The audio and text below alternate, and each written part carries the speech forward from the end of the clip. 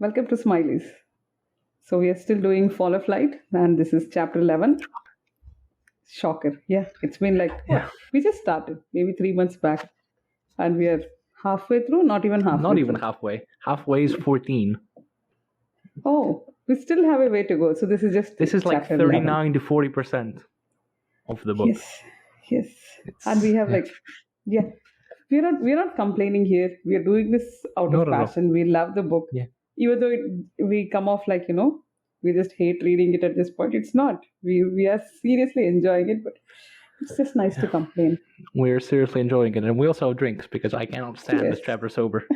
So, cheers, and I'll get started soon. Yeah, we had chapter 10 with entirely set in... No? There was a chapter 10? In the Citadel? In the Citadel, yeah. Yep. Yeah, now we go to Neret Sorr for the opposing view. And Lee, take us away. Yeah. So, on the topic of chapter 10, chapter 10 is basically what you should not do under any circumstances, and chapter 11 is doing all of those things. So, I'm currently drinking because this is a very irritating chapter to both read and summarize, for reasons we will get to very soon. Therefore, without further ado, Scene 1. The Book of Sagander and the Contrary Book of Renarr.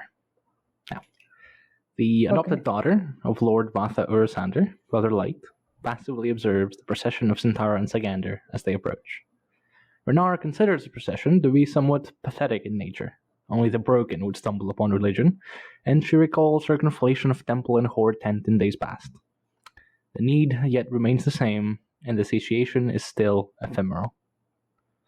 Syntara, who is vain as always, she is bedecked in jewels and makeup to beg a king, confers blessings upon Father Light, and Renarr tries to gauge the man's mood, but finds herself unable to, which is an impressive feat, all told. Urasander, however, makes his intent quite clear. He is unimpressed by Syntara's vainglorious display, and would rather they dispense with the pleasantries. She obliges, informing Urasander of the birth of a new sorcery, born of light. Urasander merely makes note that Hunn Raal, not unlike Syntara herself, is making up titles to heap upon himself as he goes along. Which is true. And Syntara pales even further. Now, first and foremost, among Raal's many invented titles is Mortal Sword of Light, and so he would claim a martial role in this cult. Syntara takes offense at that. This is no cult. There's sorcery abound. Light's essence is everywhere. That's precisely the problem, Syntara. No matter. The man before her is named Father Light, but he angrily responds that he is named Vatha Urasander, and he will take no part in this farce. What did they see in him that made them think he would be willing to marry Mother Dark? Well, it's his legacy of honoring duty, of course. A duty granted unto him by neither Mother Dark nor the Highborn. Why, they have said nothing, and so blessed silence crowds his ear. Alas, that has come to an end, with Emrylania reaching out to Syntara not long ago, acknowledging the necessity of balance and the marriage between light and dark, and all such bullshit.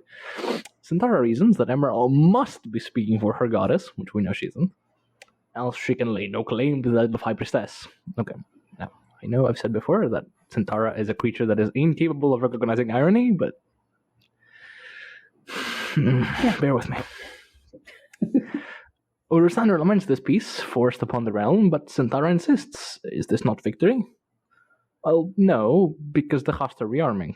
It would have been better to bury those accursed weapons. Henarald's arts were taken too far. Though Raal's treachery is unforgivable, it is at least partly understandable. I'm noticing an apologist in the room. I'm not going to talk about that. No. No matter. No, this shows Urasander, he's so weak-spined. I don't know. He knows that Hunn Raal actually betrayed everyone, but then he's seriously considering it, right? Because we achieved something. We destroyed the whole Hust Legion. So his legion has the upper hand, and he's acknowledging that. Yeah. Not good. Why is that weak-willed? Why doesn't... I mean, he's being a hypocrite. He says things like, I'm being honorable and I'm not going to marry Mother Dark and all that. And then he's allowing his legion soldiers to do all these things. He's not... This is the whole point, right? He's not taking action. He's not being angry. He's just Mm-hmm. accepting whatever is happening. Do you have some counter? Why are you so glad to let me keep talking? No, I don't disagree. No, Oh, you're I mean, agreeing with me. I don't Right? think that's hypocrisy. I think that's an interesting aspect of the character. But you can view it as hypocrisy, that's fine. Yeah. We will talk about this as the book progresses, because obviously this might be a big question later. Anyway. The book progresses or the chapter? The book. Both. The book. Both. Yeah. No matter, Hunn Raal will be found answerable for his crimes. Syntara, alas, holds no power over him, and as he refused her title of destriant, when here we clap, and so daughter, sister, whatever, Light cannot command the mortal sword. It must be Father Light, since Raal has dispensed with his rank of captain. He is currently in the camp, meeting out companies to track down Sharina Sankadu. Ankadu, right? Sharina Sankadu.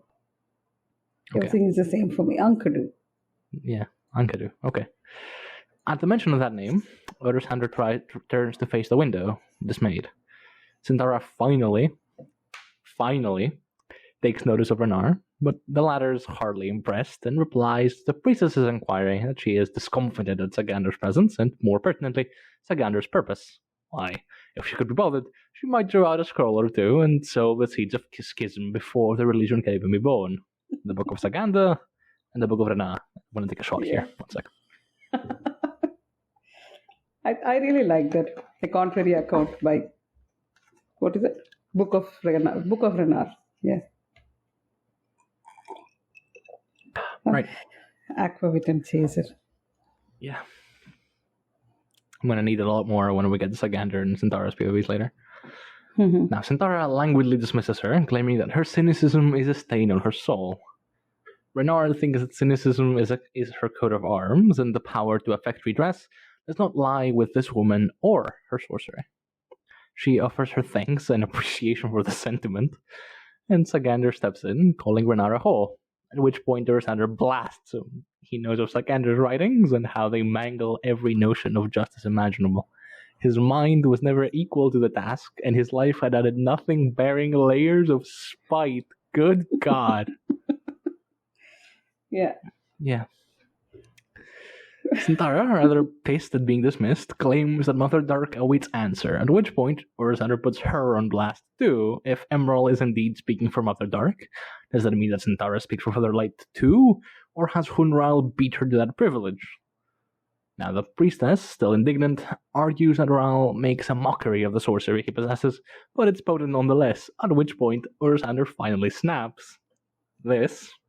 All of this, began by his request to the nobles for recognition and restitution of the legion that was denied. That was the seed of his complaint. No light, no pogroms, no treachery. Where in all of this is his justice? Now, for that matter, justice has left the page since chapter 1, but Ursander is incapable of breaking the fourth wall like Renarr is, so bear with me. We'll continue? Okay. Yeah. Sorry. Syntara, who, credit to her, did not flinch, responds that justice will be meted out by his hand at a position of equality with Mother Dark. From the throne of light, of course, will Father Light demand any concessions he desires, because, of course, Syntara can't understand that people have desires that extend beyond themselves. Even still, he may demand concessions for his loyal soldiers, due a reward. Can we just take a moment to appreciate how gloriously Syntara misses the point every time she speaks? Yeah, sure. The point isn't about demanding anything. No, I think she's not, she's deliberately missing the point. She wants to push him to one point, right? She doesn't want him to claim that he's being altruistic and he's caring for the soldiers. Even with all that, she wants this thing to happen. Yeah. He has to take it upon himself. So, maybe she's deliberately missing the point. Maybe she's really that dumb, or maybe she's just pretending to be that much dumb. I think it's a bit of both. I think Syntara is definitely a bit too high on her own supply. She is definitely playing him. She only supplies light. What's yeah, my bad. Yeah? Jeez. Anyway, we have an entire POV of Syntara later, so I'm just going to save it for now. A few moments pass in silence before Sander asks to see the note for himself. Syntara offers to recount it, but the commander replies that unless she wants to also be his secretary, she will bring him the letter. She obliges, and she and Sagander leave the scene, leaving Renarr alone with Sander.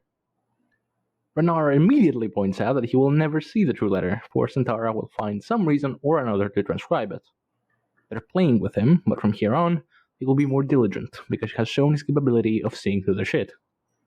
And more to the point, he seems to have awakened to this moment. Sander replies that he misses Serenas, who is now being hunted by half the Legion. He gave her cause. No, never mind that. That would sound too close to competence. The captains gave Serena's cause to set on a murder spree, which admittedly they did. The instigator of the pogrom still lives, and alas, is now beyond reproach. Would that Serena's had begun with him. The commander makes a request in a tone somewhere between a plea and hope, asking Renarr to be his confidant. Alas, if he wants her to be his reluctant conscience, it would be best if he did not chain her. Sander replies that his conscience is more than enough, but her keen eye and acuity in picking apart Syntara's bullshit will prove useful in the future. I concur. Renarr, unfortunately for Sander, is not much interested. She baited Sagander out of boredom, and maybe if she repeats that lie enough, she might just believe it. Regardless, her thoughts shift to Sagander and how the very faith he and Syntara espouse is bound to underscore their inherent flaws. Pure, burgeoning light yields no regress to notions like truth and justice. Father Light, interesting to note that this is virtually the only time Renarr refers to Sander by his name in her inner monologue. Name as in Sander? Yeah, she said the line is, "Do you grasp that, Sander? Your high priestess prayers and mortal sword?" Yeah, which is very interesting because usually it's father, and she refers to him as father with capital F, proper noun. Yeah. So I'm pointing this out as if it matters. It doesn't matter. God damn it. Anyway, Father Light's high priestess fears the mortal sword. His historian is maimed by his own bigotry. His first captain dreams of her return to the courts, and his adopted daughter, why, she must turn away from this dance, no matter how honorable and honest it might be. Renarr is doing what I will delightfully call kadaspalaying, just like cat blowing, trademark, copyright Lee 2023, yeah, okay. Yeah. She sees all this, but she promises she will not blink in the light, yeah? Yeah, that's the first line, right? That she doesn't blink. She stepped out of the tent, and she did not blink. Yep. Still, Sagander's crutches reminded Renarr that those who are hurt often make no display of it, and even should they remain unseen, still the blood dripped upon her coat of arms, her perfected stain. And yes, Renarr is finally talking about herself obliquely. She's cynical, she is hurting, and she can display none of these traits, lest, well, who knows what will happen. Now, last time she claimed it was lest her heart awakened to pity. Yeah? Her stain is her cynicism, right? That's what she says originally, but it can be interpreted a variety of ways. But yes, probably. Okay. Next one. So, yeah. She's obliquely talking about herself, even in her own thoughts, because she doesn't... Coke. Cheers. Yeah. I bumped the mic. Apologies. Right. So, I'm going to claim that you should pay extra attention to this scene in particular, because basically everything that happens from this chapter onward is like retroactively proving the scene correct. Basically everything Renarr says will end up coming to pass, because guess what, the layers are unpredictable. And no, it just proves Zilia's point that Renarr is the chorus of There's more chorus than It makes so much sense, I didn't really understand when I first read the comment, but now that we're seeing like this, it feels more and more that she's being a chorus here. Right? We'll talk about that later, because she gets one last scene at the end of the chapter. Mm-hmm. And if you've read this book before, a lot of alarm bells are going to go off. But anyway, that's for way later. See? Not responding. Scene 2. Build me a fire. Ah, nice. Yeah. This should be the episode quote. Yeah. Build me a fire. Now, we're taken to a meeting of captains for Sander's Legion between Khalid Bahan and Lore and our man of constraint, Hunn Raal. In short, Khalid has this... Halid has dispatched scouts to track and hunt Sharina Sankadu. I have a And she's question. Yeah. What is this thing about Harit Bahan and Tate Lorat's bare shoulder? Is she wearing anything? What is the whole thing supposed to be? I'm fairly sure Is she it like is. a sleeveless armor or something? Is it Probably, what she's wearing? yeah. It's so weird. It's so out of place. So Yeah. right, it's just making the whole thing very lurid and weird and preparing us. Oh yeah, I think by now people know that what this chapter is about, right? So, Which is what I've named scene 3, by the way. But yeah. and which is why Anyway. we are drink in hand. Yeah. Yeah. Anyway. So Halid is also to depart himself very soon, but he needs somebody, namely Hunn Raal, to look after his wife in case she engages in promiscuity. I would just like to point out, the man that uses his own cousins for sexual favors, both for himself and others, is presently slut-shaming the polygamous nature of Halid and Dath's marriage. Got it? Good. Is it polygamy? Please. It's so weird. It's like she's right there and he's saying, oh, she will be distracted, so you take care of her, and she's just sitting there. It's so weird, so dumb, and it's so irritating, and I don't like it. No, it's more so because he's thinking that, like, oh, the Rantics have been suffered too long by Ursander and whatnot. No, but as if he doesn't fuck his cousins. Anyway. It's not about him. I'm not talking about Hunn Raal. I'm talking about Halid Bahan. Yeah. No. I mean, both are sordid, but the fact that Hunn Raal is pointing this out is like it's an extra bad thing. Like, oh my god, how dare he not do anything about this? While he, yeah. Anyway, I don't need to point this out for anyone else. You guys get it. It's let's just accept that every Leo son that isn't Renarr is sordid as fuck. Yeah, but even if Renar's Leo son, which she might not be. Just now we read that she hadn't changed into fully light skinned. Yeah, she but weird hesitation or something. And there is a mention at the end of the chapter that her aura is the color of slate. Is it? We're getting there. We're getting there. Slate. So, Raal raises one very good point, that Halid, in offering him his wife, discounts Dath's own desires, but in the name of necessity, and the need of allies, Hunn concedes, if only for the moment, and so Halid continues. Sharinas has acquired an extra horse, somehow, and is presently riding westward, through Youth Forest, perhaps attempting to ride a dragon's keep. The problem with that, however, is that the ice on the northern rill is treacherous, and she might well drown, which also happens to be a problem for Raal, as he needs Sharinas alive. If she reaches Dragon's Keep, Halid is to stand the fuck down and return to the Legion camp. In any case, though Bahan seems somewhat dismayed at the fact that he cannot besiege the keep, they intend to reach and capture Sharinas long before that presents a problem. Thus, with orders to be back within the month, Halid departs. Dath, once more incognizant of irony, asks Raal if the challenge excites him, and Raal effectively tells her that all her promiscuous shit is over, not because she's a slut. We'd never call esteemed ladies of Cruel Galeen such derogatory terms. No. We would never. Of course, but because the necessity of keeping the Legion together. Oh, and her whoring out her daughter, that must end too.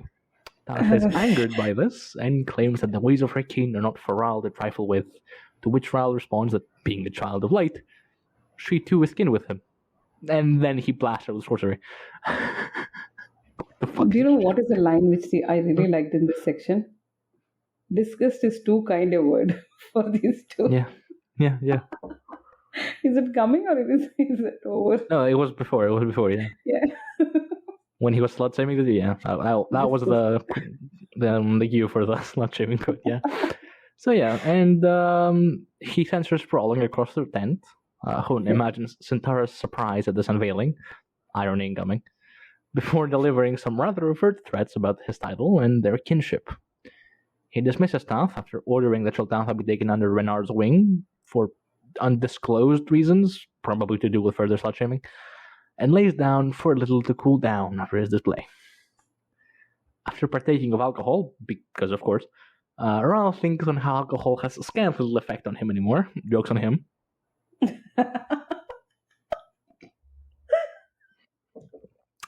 He can't seem to get drunk anymore, but that's all the better. He's already learned to hide his sobriety, and it served him well enough to confound others into underestimating him.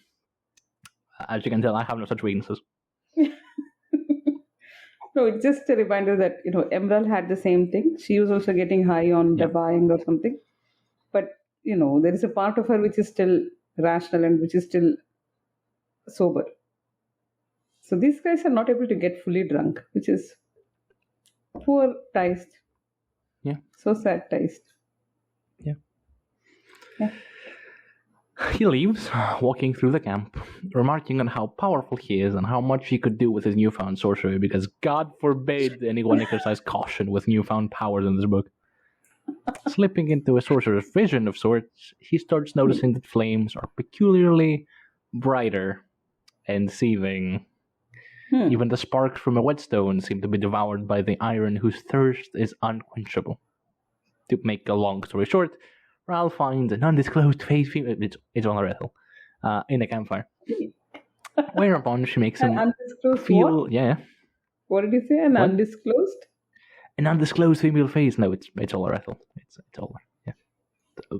It doesn't actually explicitly say that it's all her. It but never it's says. all her. Yeah, her name never comes up. Yeah. So, in case you read this chapter and you don't know who this is, take it from us. It's Ola Retel. Spoilers. Yeah. You know, you're not dumb. We trust you. We have faith in you. Right. So, We didn't whereupon, write this chapter. yeah. Do you realize that? Whereupon she makes So him. it took us 20 Raal- minutes to yeah. get drunk. Yeah. Sorry. Yeah. I mean, it's pretty strong, and whatever. Whereupon she makes Raal feel like the puny ant that he well and truly is. She first mentions Draconis and whether or not he comprehends the new birth of light and its implications, with his lover striding the eternal expanse of essential night, which is a set of words, searching a power she cannot find, for power is not born of love, except for the wise who don't actually know of their wisdom, and other such vague cryptic shit. TLDR. Why don't Over you just read jealous. the quote out? I think it's a nice quote, no?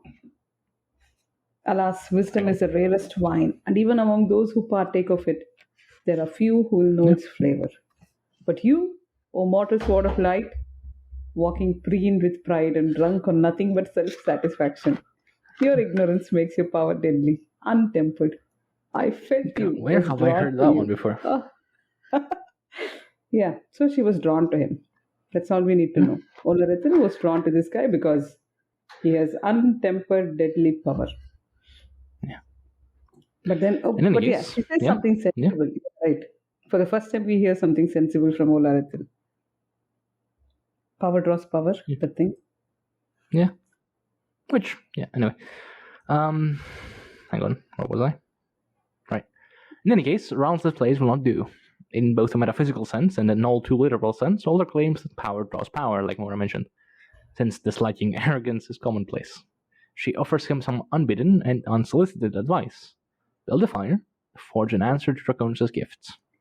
Find an artisan of metals, build her a fire, and she will guide them to the first forge. Now, I made mention of this last time, I think, that you may or may not recall that Dragnipur was forged in something similar, what Draconis calls Burn's White Heart. We don't know if it's the same thing. Yet. But I don't think it is. But we don't what know. about that sword? The one with Renarr Hust got for Andavist? Grief versus vengeance. That sword? Yeah. It was that forged was, at the first forge. He was did it? say that it is a first forge. Yeah, Renarr has say something like, I took it to the first forge where the first dog I runners forgot. built the first fire Yeah. or something like that. Yes. Oh, see? Something I There you go. remembered. Yeah. Nice. Nice. Light must therefore face dark as an equal, for as it stands, light is ever destined to lose, for though it no doubt tries, it, as Calvin explained in chapter 9, is the absolution of chaos, and therefore cannot defeat dark in eternity's span.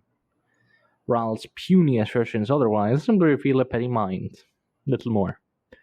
Olar instructs Raal to tell Syntara as much, and puncture her bloated presumption, Jesus. If they seek domination in this absurd war, they will fail.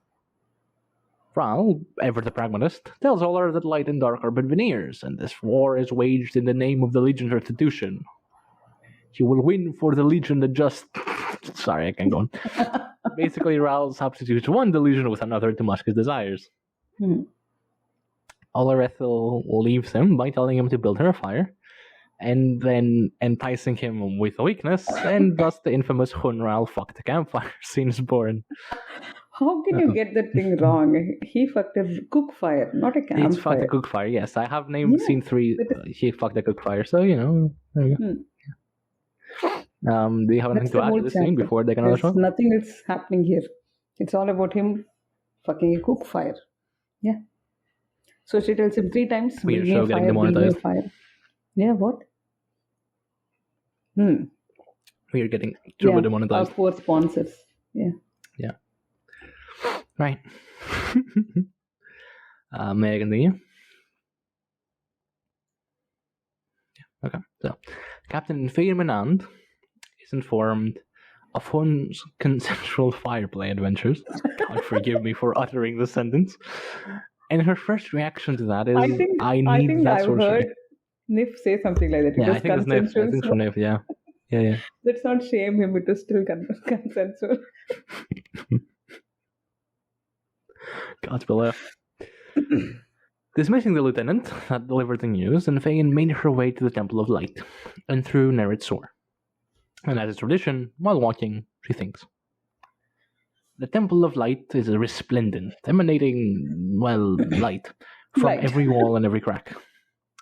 The architecture of the rooms themselves belie the splendor of the facade. I'm sorry. Architects must have been in short supply in Neret Sorr, but regardless, the intended effect is very clear. Alas, Infeyen is deeply unimpressed, owing to her innate positive imagination and lack of wonder. In other news, Infeyen is this couple dream. She makes up for those perceived defeats. Yeah? Yeah, you're right. I think she's needed to pragmatism, right? Yeah. Yeah, I mean, she's like Capullo, but also more ruthless, which makes her more dislikable. Yeah. Capullo is fun. She makes, At least Capullo has Resh. Yeah. She doesn't have anyone. Capullo, at the very least, Capullo has like code of standards, there's no in the name of honor, in the name of duty, one must set aside honor. It's like, no, I will cut the guy's cock off if he touches another kid. So, And he's the complete random side note. Just she makes up for those perceived deficiencies by also being devoid of mercy and any measure of soul. And yes, if you're wondering, Infeyen was the captain at Andrew's house in Forge of Darkness, and also almost certainly the captain of the squad of the soldier in Renarr standing. Yeah, what? What captain of what? Where? Sorry, I didn't catch you. The Legion that attacked the Andrew's house in chapter 14 of Ehudi. That's the captain. Is she responsible for the whole Anestia thing? It's her? How do you know this? It's explicit. It's said in the book. Right. So no wonder Menandor turned out like that. In case you ever wanted to know if you should feel bad about this character, you shouldn't. It was, after all, a legacy of the family. We don't feel bad for Neret, so why would we feel bad for her? I mean, why wouldn't we feel bad for her? Nobody's beyond feeling bad. Yeah, no, but in fine, no, sorry, I can't. Okay. It was, after all, a legacy of the family. A family that had seen its scions battered and its prestige torn down by endless wars. After all, when you're so ruthless, leadership is a natural talent, and the implacable rules of attrition do the rest.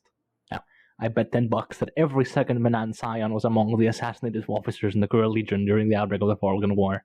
I have no textual evidence to support this, but I am absolutely certain it's the case. Okay. Now, Infeyen, Yeah, continue, yeah. Okay.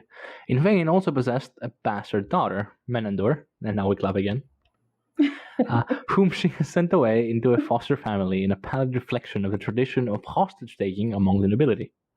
Truth is, raising a child in Infeyen's mind required imagination to view its potential future. Best she just scurried away the kid to some other family where she wouldn't bother the captain over much. Menandor is but the natural decline of the Menan family line. In such a time, people like Infeyen well fit the world. that the avaricious, greedy, imaginative bastards reaped the reward of the Civil War, in vain full well expected to die, leaving the family name de Menandor, along with a bowl of coagulated failure, which is a sentence. Yeah. Yeah, And I also made an Avenged Sevenfold reference when I read that because, welcome to the family. Yeah. So she's welcome to Great sip song. on that. Yeah. When I first read your tweet saying welcome, the taste would say to the family, I thought you were misspelling taste. And then, I realized you're talking about the blood. Yeah. It's a taste. Being granted an audience with Syntara takes Fine out of her thoughts, and the latter informs the priestess that Hunn Raal fucked a cookfire. And the scene ends.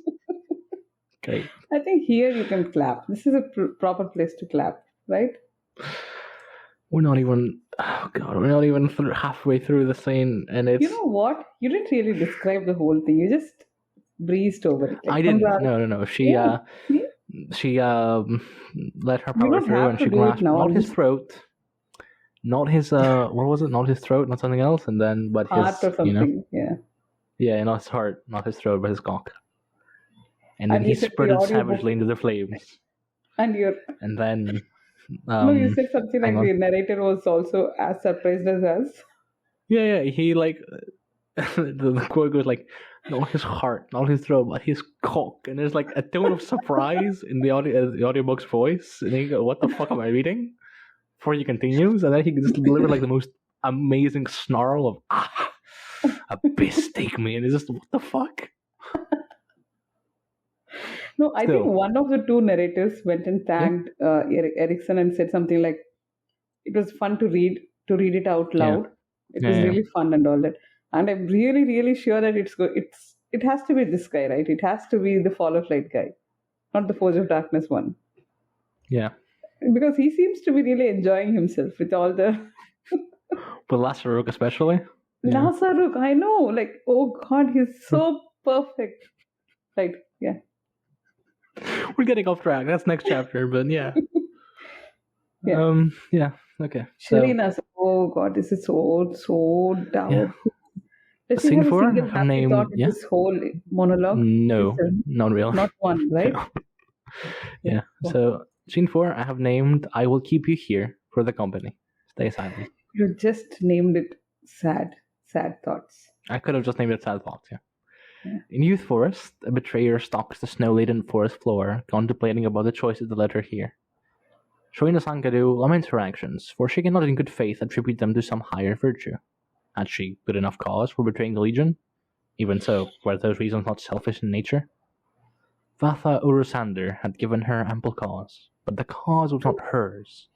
She had merely fed on indignation, which should ring some bells, because it's the same thing that the Wardens did in Chapter 1. Borrowed rage, but it will do. Borrowed anger? Something like that. Yeah. You're right. No, I was just upon thinking the that faces, she's just feeling guilty once the murders are done and she's on the run. Yeah. This is all just her guilt speaking, nothing else. Yes. God, yes. It's actually very frustrating because she is 100% in the right to do what she does, and then she laments like, "Oh, I shouldn't have done this." No, yes, you should. See, you know what? You know whom you should blame for this? Vatha? Yeah. This is Vatha?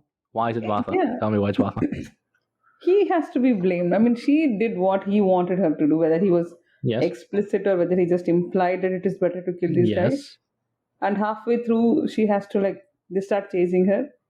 Why wouldn't he protect her? She should have just, if she had the confidence, she should have gone to his chamber and stayed there, and he should have protected her.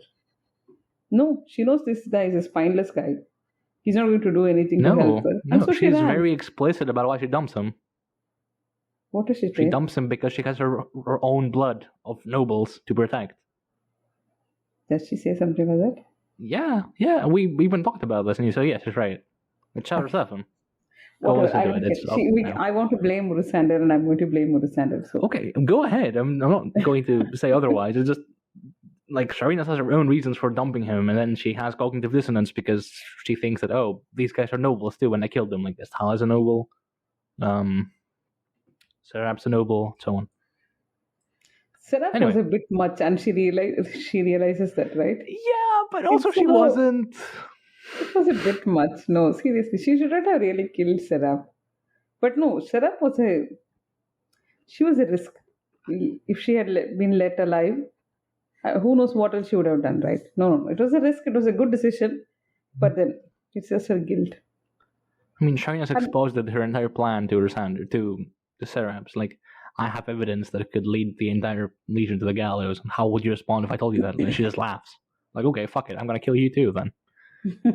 Maybe if she didn't laugh at it in her face and say, yeah, I'm with Hunn Raal, and that's because duty and honor and shit, then maybe she would live. But yeah, whatever. So, she could merely fight on indignation, gazing upon the faces of the enemies of peace. Serap, Nastala, Salan, Halid, Raal, and Faye Tath. Alas, those faces either bear their culpability or righteous fury in the face of betrayal belong to Serenas. All this talk of culpability and betrayal and faces comes to a head as Serenas gazes down upon the deathly visage of a Legion scout whom she had murdered. In a moment of self-reprehension, Serenas cleans her blade on the cloak of the dead soldier and sets off into the burnt forest. Yeah?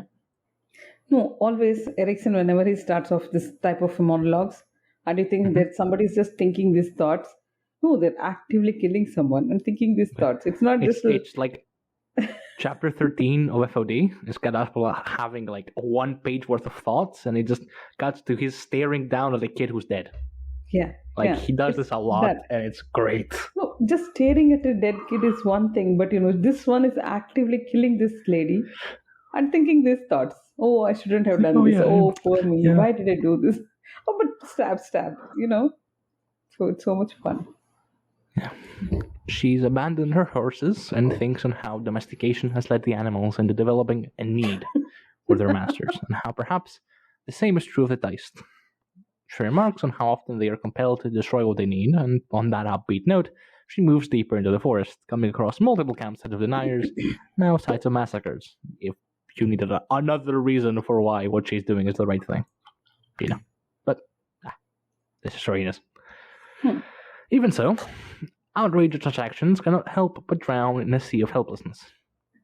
Serenas could feed on it whenever necessity called upon necessary violence, but it could not sustain her. Indeed, it seemed hollow when she fought for survival rather than any measure of indignation. And, of course, her thoughts eventually land on Kagamandra. She wonders why she wishes to feel his arms around her, with loss written in his every caress. God. What? Though she knows she say can all these have things? him. Yeah. She knows she must remain a stranger to Gagamandra's destiny, and he must in turn answer in kind. Jesus Christ, woman. There's still a lot of chapter left, and there's a Syntara POV and a Sagander POV, and I'm out of booze. I'm getting... Okay. Do you want to take a break and grab something? No, I don't have any more. I'm just going to get through this quickly. Anyway, You're finished. Serenas is being harried by the advanced elements of the Legion scouts, led ever onward. Her southward path towards Karkanas has been denied. Why are we... No, it's Karkanas, right? Right? I don't confuse me. I don't know what I say. Okay. I forgot. Sorry. Karkanas. It's Karkanas. Yeah, okay, it's Karkanas. And while she theoretically could turn about and head to the east, back towards Neret Sorr and hide. Yeah? Sorry, I'm drunk. Can I tell you one quick Kannada word? It's Karkane, which means like industry, like a factory. It's called Karkane is the word. Yeah. So I really like the word Karkanas because, it reminds me of that. Go on. Sorry. Yeah. No, I didn't listen to you at all. You have to restart. Yeah, so while she theoretically could turn about and head to the east, back towards Neret Sorr and hide, she knows it will be fruitless, as half a company's worth, about 500 soldiers, would have set about to hunt for her. She will be found eventually. See? Yeah. Who is there in Neret Sorr? She has a legion commander. He's not going to help her. She knows that. Are you serious? Yeah. Nah. Oh, she's seriously considering it and then immediately discarding it because what's the point? He's not going to help her. He's just going to just How would you get there? What? What, are you just gonna march into a city where you're the most wanted person alive and it's like, yeah, hi guys, I'm here to be the commander, and she's gonna die immediately. Ren's tried that and failed. Who tried it and failed? Rand, Ilgas Rand, chapter 1, Full of Light. Oh, Yeah, are we seriously considering that Serenas could just walk into Neret Sorr when every soldier no, POV over she gets so far? can't Like, do we're that. gonna see her I'm telling you, she can't do that because How is that Lysander is Valva's spineless. No, Everything is his fault. no, Please, no. Stop. I will not take the slander. But you are the one who has been saying Lysander can be read in many ways. You can, He read can, him but as not somebody who is this. so competent. You can read him as somebody who is so spineless. Yeah, I'm going with this because it makes sense to me. If his own awesome captain can't trust him to take care of her, when she's doing the things that he wants her to do, then For her own reasons. what can she do? She doesn't have reasons. Her only reasons is to help him. No, She's bullshit. not bloodthirsty. She didn't go and kill these people Yes, she just is. because she's not. Yes, she is. How can she be? She likes Kagamanda. She's just romantic. Yeah, I know. Sharina straight up did this because she felt indignation and then said, you know what, I'm going to abandon Lysander because I have noble blood in me and the guy is not like spineful enough to actually help. So yeah, in that sense you're right, but also she didn't That's it. You can end the sentence there. She didn't tell him, yeah, can you help me? Like, no, I'm going out on my own and I am doing this for me ultimately, but I'm also considering like I'm going to do this for Lysander first, but ultimately I'm doing this for me. And she is doing it for her. So she doesn't expect Lysander to help her, and he couldn't even if he'd like to. Like what? Yeah, I know you have like 5,000 soldiers on your ass, but it would be nice if he just came back and just we shoot this all under the rug. Like, he can't. He can, if he wanted to. How? God, how? He's how? Tell me how. He's the commander of the entire legion. Who's gonna listen to him? He says, okay, you guys are gonna stand down like 3,000 spears to stab him immediately. Stab him? Then he has lost control. To die. He deserves to die. He has lost control. It's not like he can't do much about that at this point. Okay, if I keep talking, we'll go into spoilers, so let's just stop here. Okay. You guys are just being unfair to Lysander because you don't get it. No, I'm being very fair, and I don't like this guy, and I think he's spineless. No. When I do that about everyone Karsa, I is get called going to out. agree with me. You know what? I'm sure everyone's gonna agree with you because is... I'm the bad guy here. I'm the one that like gets treated as an idiot for like supporting an idealist that thinks it's better for Colonel Gawain. I'm just okay. You know what? Yeah, just burn the whole fucking thing to the ground. Why not? No. Do you know why you support him? Because that's your whole thing, that you will support the one which goes against the majority. Excuse you. I'm contrarian. That's it. Yeah. At least I know Nif is on my side, which is any day now. Okay. One luck. Yeah. Okay. So Vata Lysander, not spineless. Can we continue? I would just like you guys to know that Galan's on my side, and you guys are wrong. And we know what is your opinion on Galan, Nelly? What do you think about Galan? Let's not get into that discussion right now, yes? Doesn't sound beneficial to my cause. So we're going to move on. Yeah. Anyway, the TLDR is that, Lysander may or may not be to blame for Serenus' inability to return to the Legion camp. Are you going to... Totally. It's still not over yet, right? You're going to tell about the... There's way more, yeah. Yeah. So she asks Kagamander to look upon her now and see what she has done. She has begun her own private war against the Legion, and she does not expect any succor among its enemies. She is, after all, a betrayer and a murderer, and wielding a fragile banner. Does she dare to raise righteous indignation to defend her actions? Note the irony of Neret's presence in the Denier's camp is not lost on the author.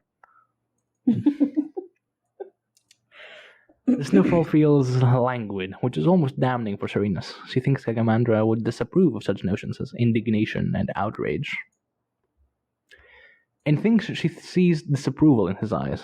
She asks him to dispense with his hunger for judgment, as it ill suits him when he's married. She'll keep him here, silent, for company, as winter is the season he wears best.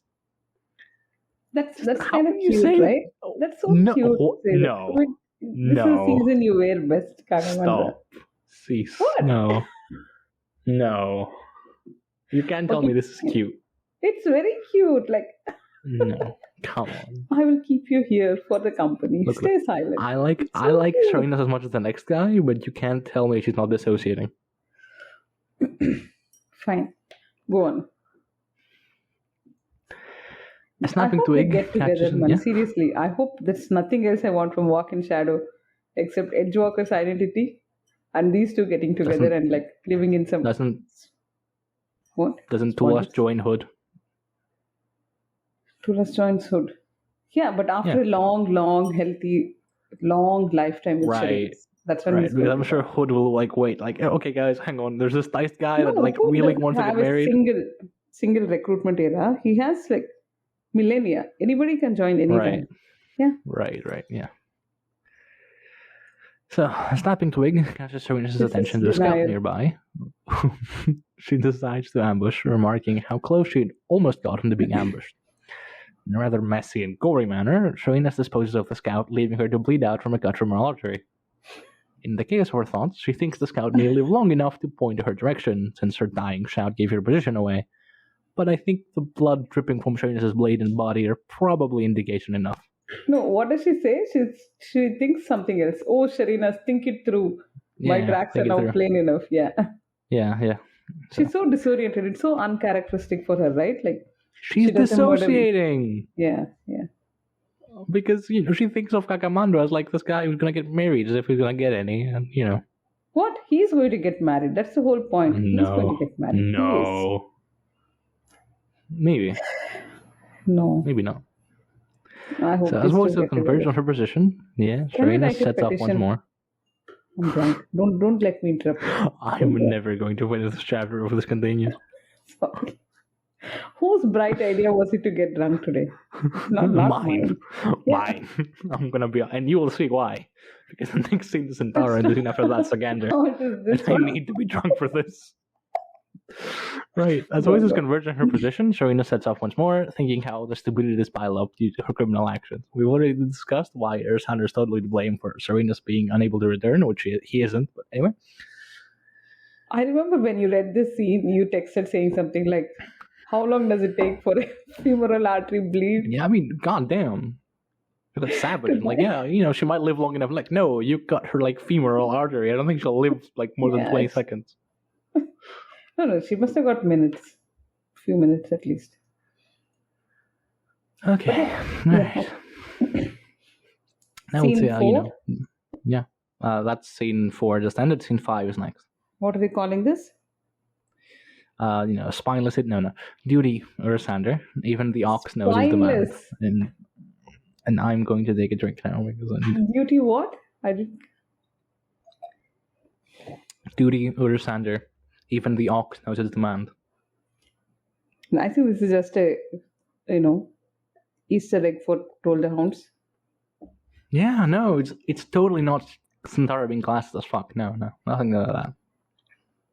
Yeah, just. But she's Just an so Easter pretty. She can't be classist. Someone that pretty can't be classist, No? She has a heart-shaped face. I'm not gonna go nuclear over this. And I she am not has going to go something nuclear over this. I need my job.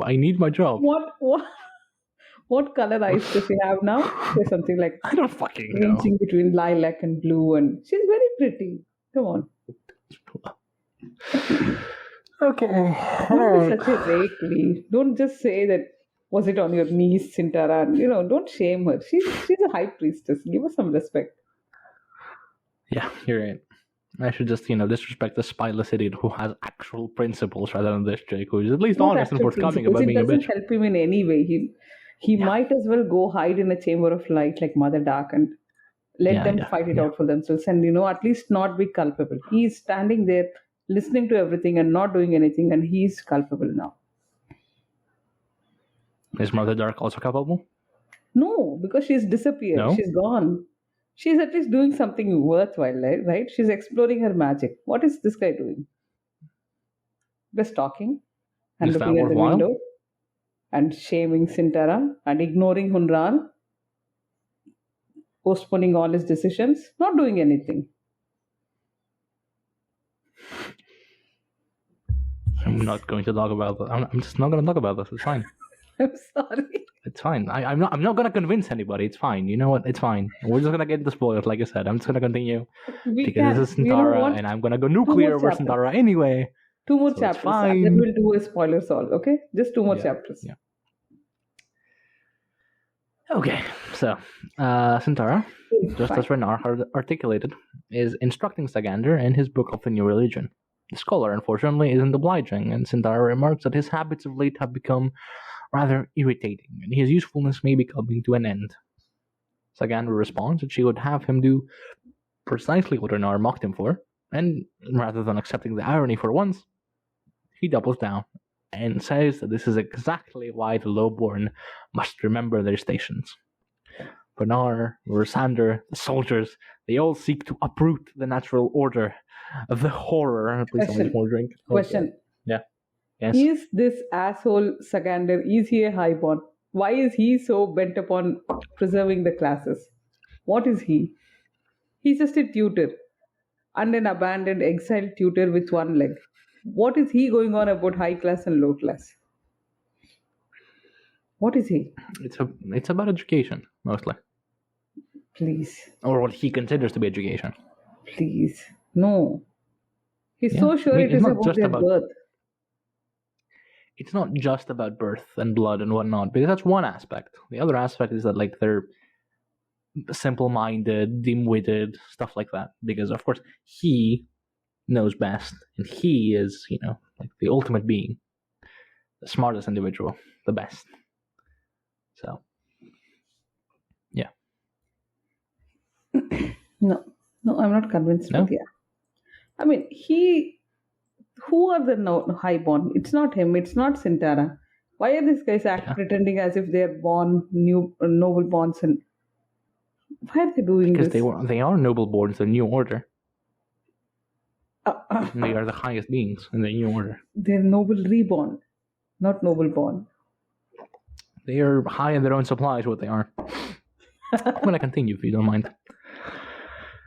So, Syntara replies that such words would see his head roll. Yeah.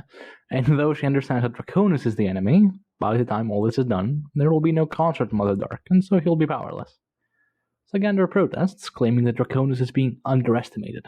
He holds congress with unknown powers. He speaks with Azathanai. He brought a gift of darkness to Mother Dark, opening a gate to another realm with no explanation. Syntara doesn't heed him. Yeah. This is all very true, yeah. This is not stupid. This is all true. So obviously, you know what Syntara tells him?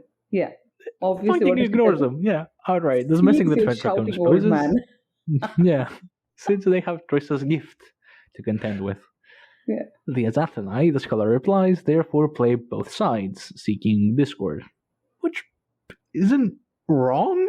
Yeah, it seems right, yeah. I can't, say this is wrong in good faith. Yeah.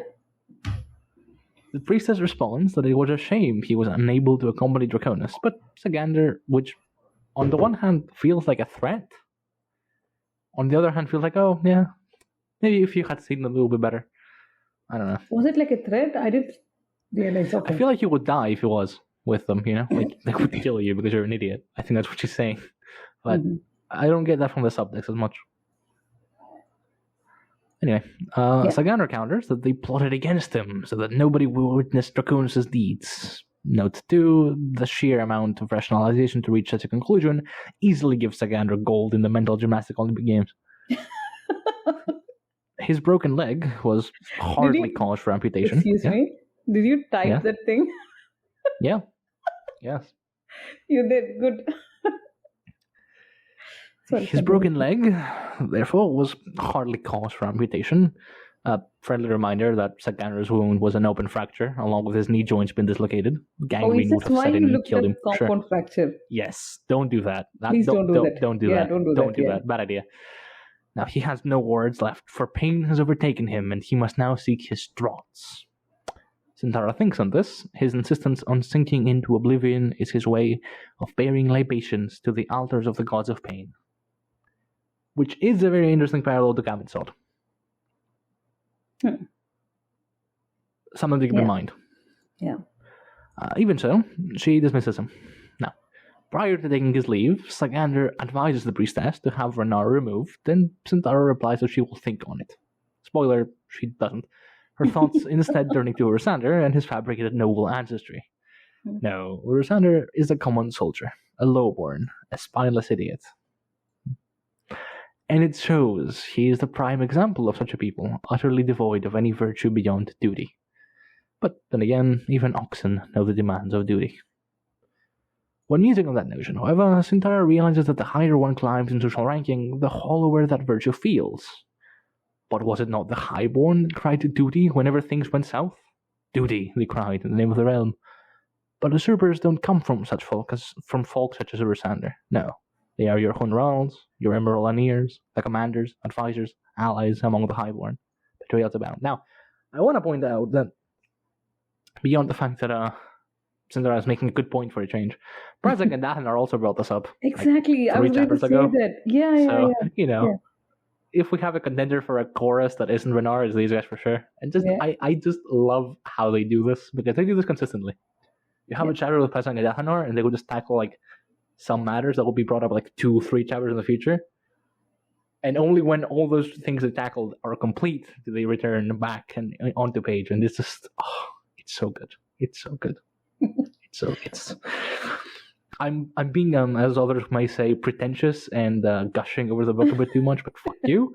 I am drunk as shit, and I love these two. Please not tell fuck you to people who listen to us. Can you not? We love you if you listen to us, but I'm not particularly sober right now.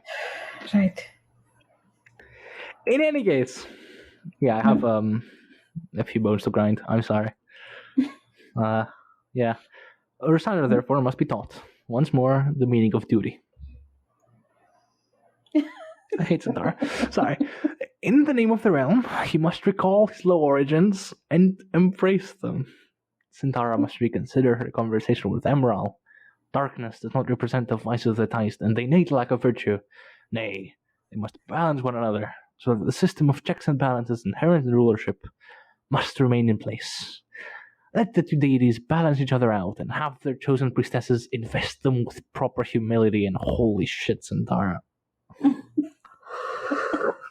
Okay. Yeah. Perhaps she thinks that in fomenting aloofness, Mother Dark was right. Let none draw too close, lest the veneer of sanctity and divinity collapse. Yet again, Sagander spoke truth. I'm trying, I promise. Draconis is too close to Mother Dark. He holds too many of her secrets, and so they must dispose of him. She and Renarr shall be the guardians of their chosen deities, standing between them and everyone else. And I will not insult your intelligence by pointing out how intensely arrogant this is, but I'm sorry, bear with me. Yeah. Okay, so Syntara, in the meantime, summons a priestess to bring her Emerald's letter and a messenger. She will transcribe Emerald's letter, for it was written in Tamil cursive, and now she has transliterated for Urisander to be able to read. See, it even has the temple's stamp of approval. She translated it herself, you see. Hmm. In a flash of what we may more charitably call conscience, Syntara sees Renarr sitting in her chair and smiling derisively, and in her fountain of wisdom, the priestess concludes that inviting a whore to ascend to a new station is always an error. It's coming from Syntara. Now, people must settle on a level that comforts them and abide by natural laws, determining the limits of their capacity. You know what? This phrase natural law is beginning to trigger me. I just hate it so much now because it's been repeatedly brought up, repeatedly mentioned by these guys. That is the natural law. I just hate it so much. If every one of them are skinned and boiled, I would be so happy. Sorry. I'm a non-violent person usually, but still. It's going to be hardcore. Okay, yeah. So it is the flexibility, read social mobility, proclaimed by Hunn Raal that is a threat to such a rigid hierarchy, and the only valid response to that is no fucking shit. Obviously. Yeah. The realm risks the anarchy of the undeserving, since such an elevation would leave them discontented as it would fail to hide their paucity of talent and ability. She sees bloody days ahead. Syntara and Emerald must thereby make assassins of their chosen priestesses. And yes, this does parallel Emerald's thoughts from last chapter about how she's a spy master and she had dismissed her priestesses because they chatter incessantly, and she would she would gather information, but she hides from it. And basically, everything Syntara says is like the exact opposite of what Emerald thinks. I don't know if it's worse that Emerald still does what Syntara says, basically, while thinking it's the wrong thing to do, or if Syntara thinking it's the right thing to do in the first place is worse. I'm not really sure. I don't know. I don't want to think about either of those things. Scene 6. You know what I've been thinking about? This thing saying, I see bloody days ahead. That would be a great calendar reminder if you're tracking your periods. To say, I see bloody My days God. ahead. I'm sorry, that's where my mind is stuck. Can you go to the next scene? Right, scene 6. Yeah, what are you calling This this? civil war, it is nothing but hubris. Oh, is it a line from this chapter? Yes, and I hate Sagander so much. Okay. Okay. Right. Oh, Because, of course, oh God, it's not okay. hubris from your Hunn Raals and your Emeraldineers. It's hubris from the average common soldier for thinking they can ascend past their From the station. lowborn who are trying to Yes. defy the natural Yes. law. Yes. Yeah, please, can Right, you keep your this- bigotry straight? This entire scene is just... Okay. I know, I hate this. Can we just skip this? Can we just go to the next one? I don't want to do this. Like 3 pages worth of this shit. Hang on. Okay. Right. So Sagander mopes about his physical imperfections. His arms are old and frail, his eyes are left watered and reddened, and his severed leg is black as onyx, and so it shall be until his vengeance is done, or so he says. The boy leading the cart wields a riding crop, and the sound it makes leads Sagander down the path of impressive rules lawyering. If he used such an instrument, then reasonably his hand would never have touched Azathan, ergo he would remain within his rights. Not that he wasn't already within his rights, since Azathan was a bastard after all. And, it would be sordid enough if he stopped there, but he goes on. In his mind, he envisions a trial of Draconis and Azathan, attended by scholars of the time, or at least those that cast him out, which is to say, all of them. He imagines how he would array his arguments, and in so doing, sway the entire room, and thus Azathan and his father would be condemned. In so doing, they would, of course, elevate Sagander to the highest days in Coral Galen, for where else should such a glorious mind be found? Upon that platform, Sagander would stand upon 2 hale legs, because, of course, with the magic present in the world, anything was possible. Yeah. I'm out of booze, and I'm very annoyed. Do you have After a some beer or time, something? Go yeah. grab it. We can I read. have nothing. I have no booze. So sad. I just need to persevere. After some time, they reach Sagander's tent, and the old man commands the driver to open the tent flap. Lazy bastard. And scolds What? the maid He's a / failed cripple, come on. acolyte of I mean- Syntara's within. Yeah? No, nothing. Go on. Because she is lowborn and lazy, or something. He sits on an ornate stool and stretches out both legs. Only when he got What? very high would he see the... Yeah? What both legs? He sees the other leg, he sees Okay, it you as... mean yeah. like that, right? Yeah, he said... Oh, I think I the quote is saw- he stretches out both legs. Okay, yeah, correct. You're right. Only when he That's got fine. very high would he see the wounds of his ghost leg, and when sleep took him, he would see his leg befouled, lying buried in a latrine pit, which is true. They did This bury is it in a exactly latrine what pit. we saw Azathan seeing. Yeah. And so, he resolves that he will answer in kind, uttering that promise in his mind before the audience and watching as they shivered in fear. Who then, he asks, will be the first to beg for mercy?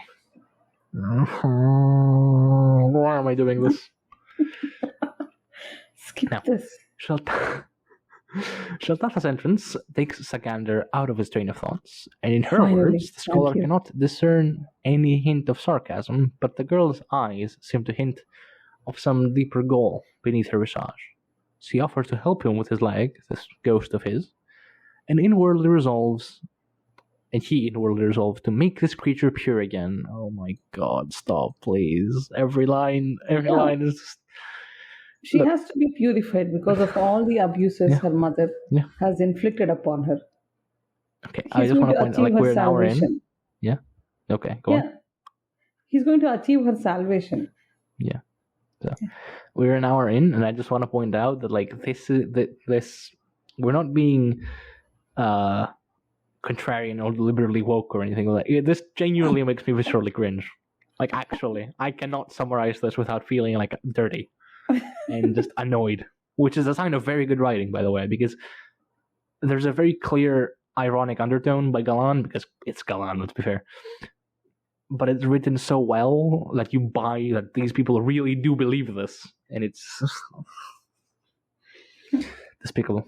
You know Utterly what? despicable. You have a Despicable. stronger Yeah. reaction to this scene than the fuck the cook fire scene. I don't know what to say. Yeah. We're quite okay. But then, yeah, as Smith pointed out, it's consensual, so we're okay It's with that. consensual, yeah. There's no classism inherent in that scene. It's just consensual fireplay, you know? So, We need to bring him back. So Sheltatha wonders why the skin of his leg remains so black, which tips Sagander off that maybe the sorcery emanating from his leg is palpable even to people like Sheltatha? Sheltatha. And Can we just say because the irony of this, yeah, because we finished this chapter, we know that she is much more powerful. Her sorcery is much. yeah. She's The irony she's of the just statement a reeks very good from the job page, of yes. hiding it. Yeah. Sagander has. She invites him to sit on his cot so that she may caress his leg once more, but guilt, Does she say which I didn't know he had in him. Yeah? No. I thought you used the wrong word. Yeah, she does say caress. Correct. Takes over Sagander as he's basically lied to Sheltatha so that he may touch her. At least he's not being too inappropriate about it, and I can't believe I had to specify that. Can you But still, differentiate between degrees of inappropriateness? You're either inappropriate or you're fine. yeah, the no power degrees dynamics there. here are just. Can we just no? Come on, please, Come on, there's Steve. an Why? interruption. Go on with the interruption. Quickly Yeah. interrupt them. No, it's like eventually relents. Good as it all should be. All is as it should be. I can't speak. I'm sorry. But then Fagan walks in, and of course the scholar essays her characteristics in contrast with Sheltatha because that's important for us to know. You know how like plump she is versus how like God. The captain shortly and succinctly, utterly devoid of empathy and imagination, as is in Fane's MO, informs Sagander that Sheltatha is now in the custody of the temple. The tutor initially protests, but eventually relents, much to everyone's relief, and Sheltatha takes her leave. Fagan then informs the scholar that while he may not be among those who have damaged her, his days of tutoring her privately are at an end. His comment about honor is discarded by Fagan, but Sagander raises a very good point. She has a track record of killing children. Yeah. The captain's rather chilling response is that in the name of duty, one must set aside honor. This is a great quote. Such a Sagander, good way to characterize the Legion soldiers, right? It is. That's what they've been doing. Yeah. It is. Sagander assures her that he never harmed Sheltatha and merely tried to remove her from the influence of her mother. Fagan is unimpressed. Both he and the temple will fail in that sense. In her view, being a whore is defined by making a commodity of one's body, which isn't necessarily wrong. It's the fact that it's used in such a pejorative context which makes this deplorable. If Sagander believes that through certain measures, salvation for such individuals is possible, then why does he rail against the elevation of the Legion soldiers so? By such arguments, Sagander replies, the captain would oppose Raal's and Ursander's vision. Is that so wise? And I'm gonna be honest, I don't know where that happens. I don't say where the Where what contrast happens? happens. Like, is it the because Sagander says like Infagan is somehow contrasting her argument with Raal and Rysandr's arguments, and I just don't see where that is. Hunn Raal wants to elevate the soldiers. Sagander is opposed to that because they're low-born. But he believes Yeah. that salvation is possible for someone like Sheltatha, even though she's already a prostitute. So she's saying, how can you compare the two? Because you want one to be salvaged, the other to be like not rise up in the ranks. That's what she's asking, right? She's equating the two and asking him how is he differentiating between these two sets of people. No? Right. Yeah, no, I mean, Doesn't sure. it make sense? Yeah. So, In the name Faye of nearly repeats her mantra before leaving the room. The tutor shivers in the cold, reminiscing on the inherent weakness of the military system. Giving every ignorant lowborn a sword gives an edge to their opinions, and therefore there can be no congress among them, for if iniquity appears again, the slaying shall begin anew. Therefore, the only logical solution to this is abolishing the military wholesale. For the stations of society are natural creations, and only through faith will people find salvation. Yeah. I'm trying, you guys, I promise, I'm trying. The civil war, why? It is nothing but hubris. Syntara's plan to create a balance between light and dark must thereby guide society. A few to rule, and the many follow. Rysandr shall serve as a figurehead for the time being, but make no mistake, the true rulers are those one step below, your scholars and your priests. Sagander, therefore, shall write to Rat and implore him to understand and set up the new order. The two shall be as equals, and they shall conspire to save Garad Galain, and end soldiers and the rise of scholars. How nice. His whole thing about power is one step below the dais is the same thing what Syntara was thinking about, but she was thinking of writing back to Hunn Raal. Yeah. So. Yeah. That's mine.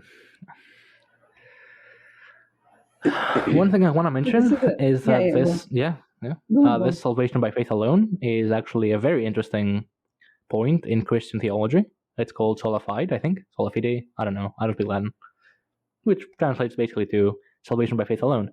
It is one of the core tenets of Protestantism and other such denominations following the Catholic Reformation, since one of the key objections of Luther and his posse, so to speak, is the selling of indulgences, as in, here you pay and your soul gets entered into paradise and you get absolved of your sins for the measly sum of like half a year's wages. Jeez.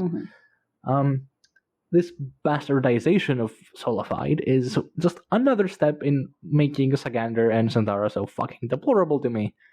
It just takes good natural concepts and just brings them down for no good purpose beyond the fact that they can't think for themselves, and it just frustrates me. It annoys me. I'm trying. I'm really trying. It's just hard. It's almost over. Come on. Okay, right. The acolyte from earlier returns, wielding 2 buckets of dung chips.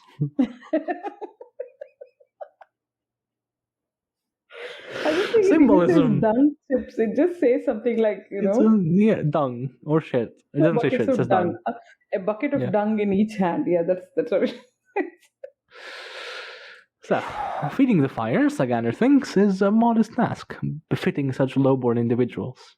This, then, is civilization's gift, finding tasks for disadvantaged individuals, but making it clear that limits to social mobility do exist. Everyone must know their place, and they shall enforce their will with houseblades, or a city constabulary, which is, of course, totally not like an army, you guys. We disbanded our army.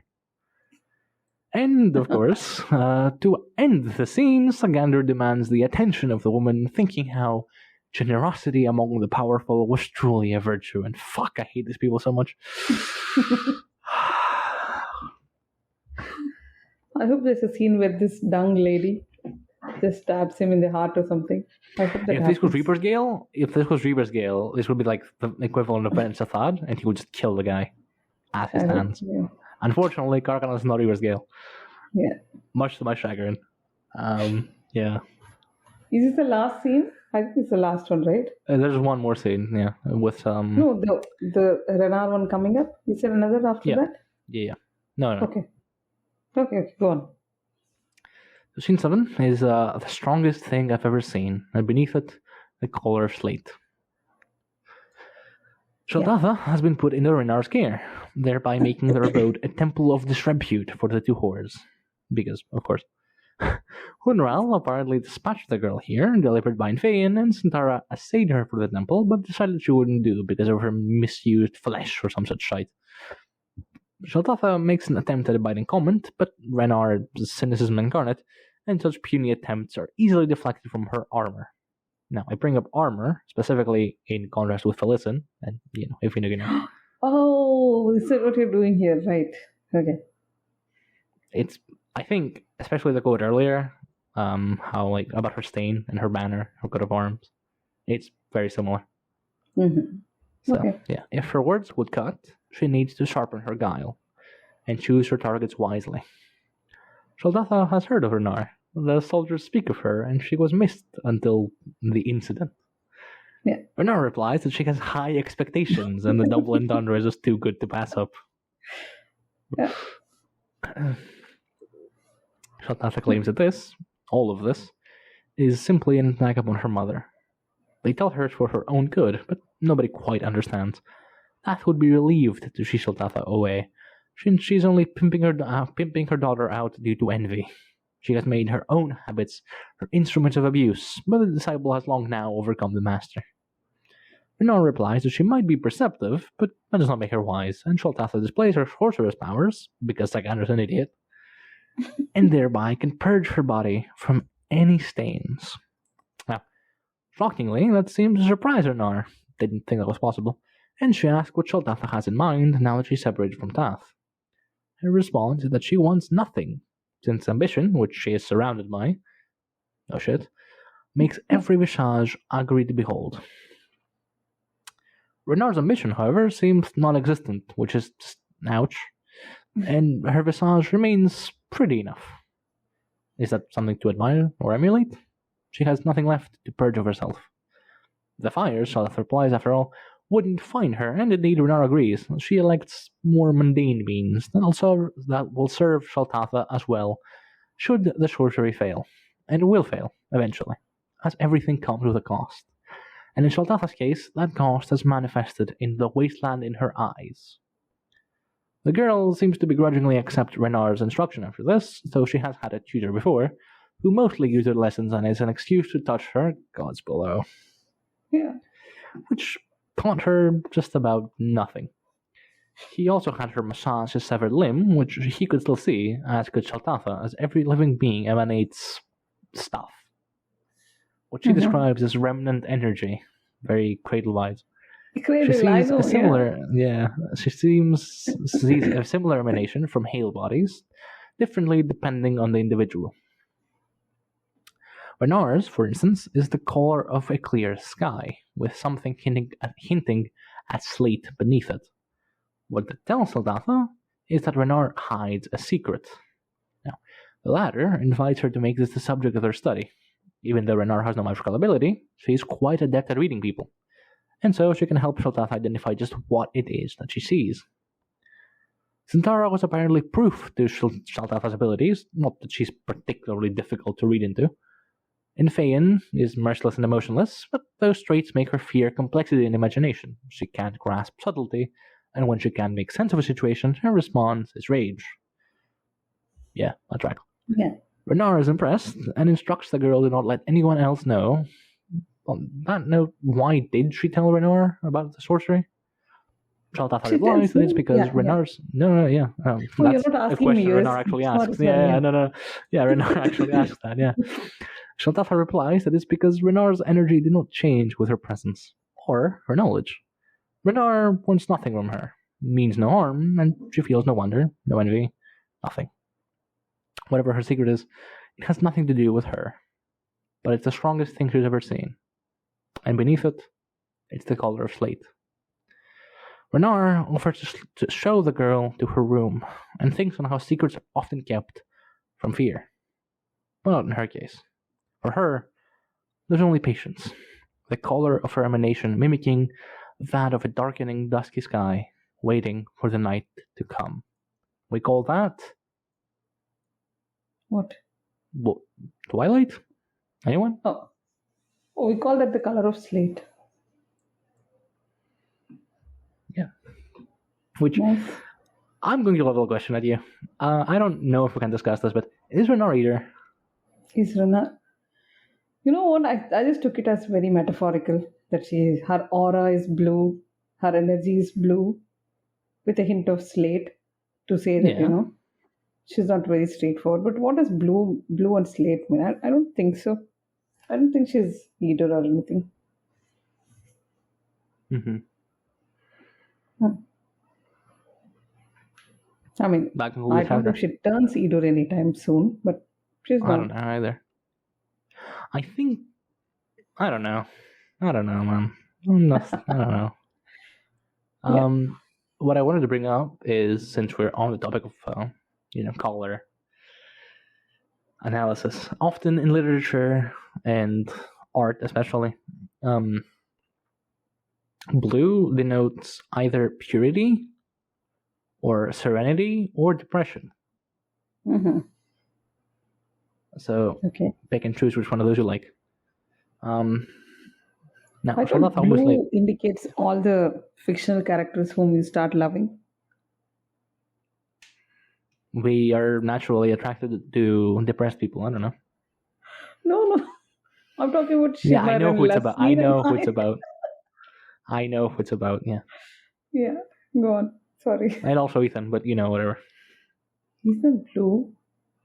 Ethan has the Aurelius clan has. His robes are blue. That doesn't his robes make any are blue. difference. Yeah. No. His standard is blue. Anyway. So, apologies for that. For what? What happened? Yeah. Nothing happened. Nothing happened. Yeah. We have no idea what we're talking about. Yeah. So beyond blue denoting all the characters which I love, it also denotes what. I'm trying to remember what blue denotes in big scandals, but I have no idea what warrant that was. Not that it matters. I don't think it's connected in that sense. I don't think it matters. It might be. Feel free to look it up if you want. I don't remember at all because I don't like big. Yeah. But yeah, whatever. I'm just okay. If you didn't know that, okay. Yeah, I just killed the rest of half of our audience. Why? Well, with what? By hating on Beak? Yeah. Did you just hate on him? I don't think you did. Did you? No, not really. So, what else? Right, slate. Blue is... I know. Oh my god, Lee. Yeah? Blue, various shades indicate Coral Emerald, Coral Galane, and deep blue is Russian. Fucking nailed it. See? How? I didn't know that. I think Steve would be equally surprised. By the way. No, Steve might be equally surprised. But still. Maybe. But yeah, that was a guess. What else? Slate, I'm not really sure what in art slate would dictate. In general, grayish tones are, shifty and mysterious and whatnot. But they also indicate, a more dour mood, less, they're duller? I don't know what the word is. No, I'm not an just artist, indicates they're either, that's all. They just indicate. Yeah, okay, yeah. That's all, yeah. My bad. Yeah. That's all, yeah, my bad. Blue indicates Napen, grey indicates either.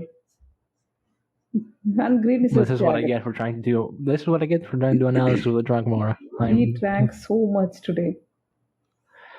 We really should stop doing this for proper chapters. No? Anyway, yeah.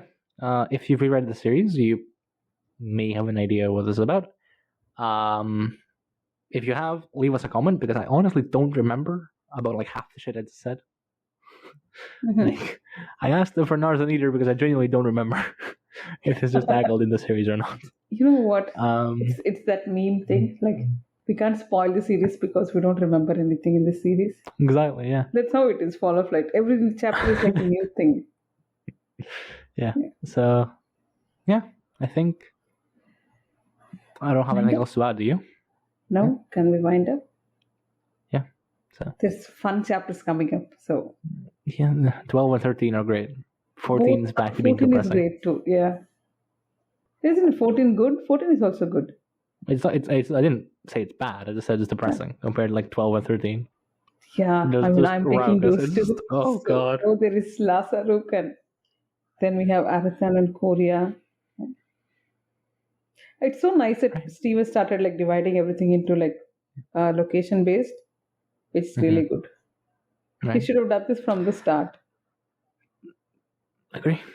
Yeah. Before, the tale so much change, which I am willing to bet was just like he realized, oh fuck, I need to like tackle this too, and I can't really get into it, so I'm just gonna say, okay, you know what? Yeah, No, cut no. here. We're going back. I think he was waiting to start Lhasa, and then he thought, oh my god, I might as well put some Syntara here. Yeah, just to piss everyone off before we get to the actual fun stuff. Yeah. So anyway, on that upbeat note of promising chapters ahead that are less space, yeah, we will see you next time, I hope. So good night. Bye-bye. Good night.